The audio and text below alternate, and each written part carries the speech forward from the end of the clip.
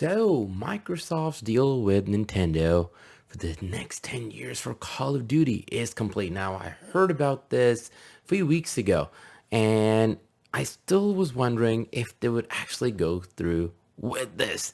And it finally happened. Now, there are some issues with it, and I think that's what we're going to discuss right now. And we're not going to get into the hate of it, whether you like Microsoft or not, like Nintendo or not.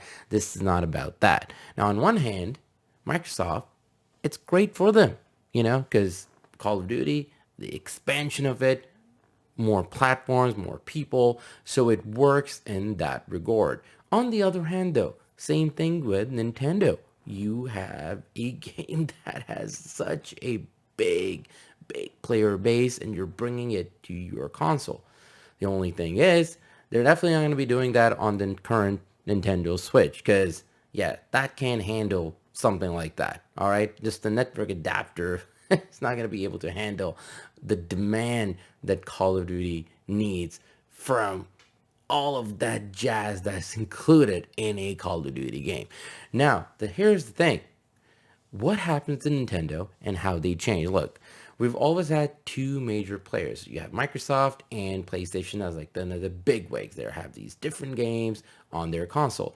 Nintendo always has been their own kind of a thing. Now, does not mean they don't have mature games on their platform. They sometimes do, but there's always a certain kind of family friendly humor to it. Even Bayonetta, it's kind of considered a more of a mature game, but there is a certain aspect of it that you can be like, okay, it's still made in the sense of like, okay, it's kind of childish, kind of goofy in its execution, versus something like, Devil May Cry that really goes into the mature side of things.